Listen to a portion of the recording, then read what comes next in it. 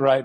Man, I will say Marvel's got nothing on my family's multiverse because it's like, you Absolutely, know, 100%. I'm looking at little boy Joel, and I'm Joel, but I'm my dad, and Uh-huh. this is, Daisy's my mom, and I have to kiss my mom, but it's not my mom. It's like Right. It's going to be dangerous and scary. It's going to be so hard that you want to go back. And giving in, it's not an option. We've got to fight our way forward. Your family, they're not in the way. They are the way. It takes a lot to live out your dream. Hard work and sacrifice. By chairs, looks like they're inside. I'm calling it the Lionsgate jail. They've just got me locked. Kind of looks up like here, it, man. They're just like, hey, you've got like 60 interviews, so just keep going. Hey, it looks like the best jail I've ever seen, especially in the background. So I know, on the other side of the jail, it's crazy. yeah.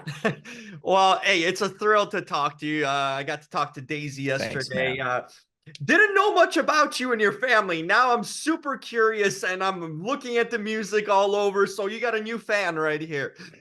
Very kind, Jim. Thank you. I gotta ask you, Joel.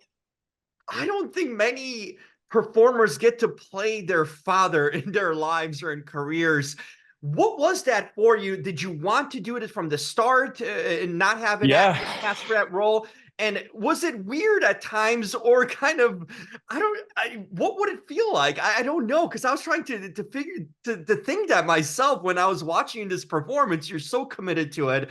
What sort of thing were going through your mind when you're portraying? Were there some moments that kind of caught you back, maybe on set or whatnot too? Right. Man, I will say Marvel's got nothing on my family's multiverse because it's like, Absolutely, I'm 100%.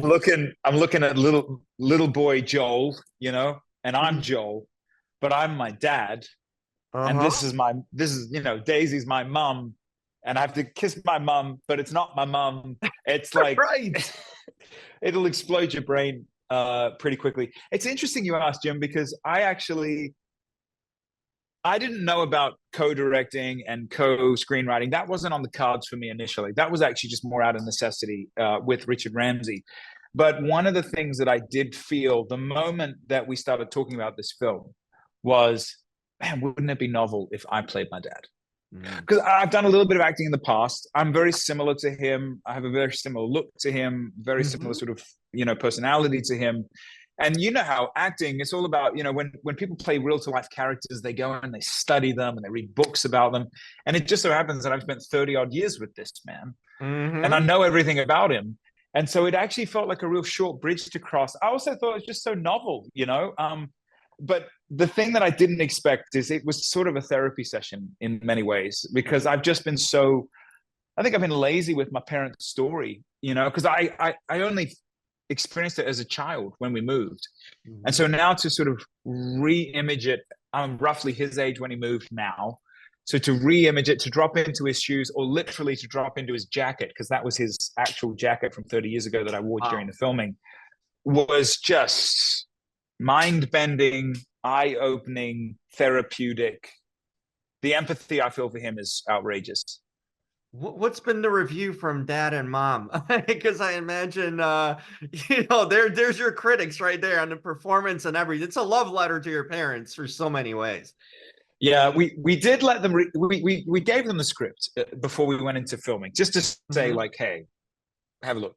And I found this out last week, Jim. I was under the impression that dad had read it. Come to find out, he never read the script. Only mum read the script. And I thought it was actually very noble of him to not read it, because he has a strong personality, and I think he would have sort of interjected himself too far, and he knew that he would. But then secondly, we did a screening for the family in a similar way. We still hadn't finished or locked the edit, as they call it. We did a screening, and mum wept, and dad went and talked to like the projector operator. So I think he just needed some time to like sort of compartmentalize. But he also, I think he's watched it like 20 times since. So We just had the world premiere in Nashville, Tennessee of the movie. Had more people than Lionsgate's ever had at the premiere, which is crazy. That's and wild. there's all is good in the Smallbone household as of right now. Thank God. There we go. That's great news too, and in new generations of the Smallbones too, right? It's incredible. Not many people get to ever tell their life story, especially on screen, and that's something you always have that kind of picture, frame in real film, to show in that way. That what a picture book to kind of pass down, especially you having a part of it. It's unbelievable in so many ways. Thank you, man. Yeah, I feel that. The key with this one was, even as a musician, thank you for doing a deep dive into our music, by the way. As a musician, the point of art is to get as close to your own heart as possible. And the closer you get to your own heart, the more it can reach out to someone else's. And so with this film project, my constant mantra was, how do we get to the heart of the matter? What's the heart of the story? And I'm really proud, Jim, of the fact that it feels as though people are making it their own. Because I need to set the record straight. Yes, this is my family story, but this is the family story. Yes, this is my mom, but this is about moms, and this is about dads and sons and daughters and community and banding together. And so I see this, come April 26th, when it releases in theaters, which we're dubbing Family Day, all of a sudden, it's not our story anymore. It becomes your story. We release it to the world, and you can make it your own now. Yeah, no, I took away stuff too. I grew up with a single parent home, and my mom did a lot we went through the struggles too. So there's a lot of elements too to support the family, and she was dealing with cancer. I know what it's like to have a mother who is selfless completely and is all for the family, even if they're not in the best space, health-wise or whatnot, to give it all to their children. So it became personal to me watching this. I took my own sort of experience, and I saw that, especially of a mom in my case, that incredibly selfless and did everything to get by and make, working 50, 60 hours while doing cancer treatment just to raise young kids. So it stuck with me too, Joel, in a lot of ways. Interestingly, you say that, but I took that too. That means a lot. Yeah, look, it's going to be a fascinating few weeks, as you would imagine. Yes, it's a movie about miracles, about mums, about music, about migration. It's a 90s film. It's an adventure film. It's a drama film.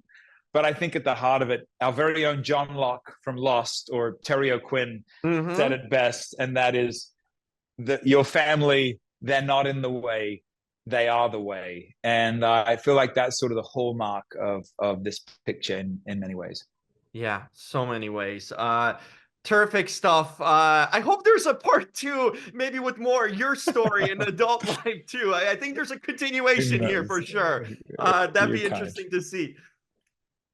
Well, we'll see, man. One step at a time. Let's just get this thing out into the world, and then maybe we'll have a look at that later. But man, I appreciate, Jim, your enthusiasm. I appreciate you taking the time. I appreciate you connecting with Daisy yesterday and myself today, and here's to releasing it to the world on Family Day, which, by the way, happens to be my parents' 49th wedding anniversary, April 26th. Couldn't script it better. I mean, perfectly done. Wonderful work all around. I told Daisy that thank you for taking the time to talk to me too. And it's a movie that affected me personally, and I'm sure there's so many more that are going to find something in it to grasp on. So wonderful to bring this sort of thing to the world. We need movies like this. I appreciate it, man. God bless you. Let it not be the last time we connect with each other. I hope so. Cheers to you, my friend. All right. And cheers to you. Until next time. See you, buddy.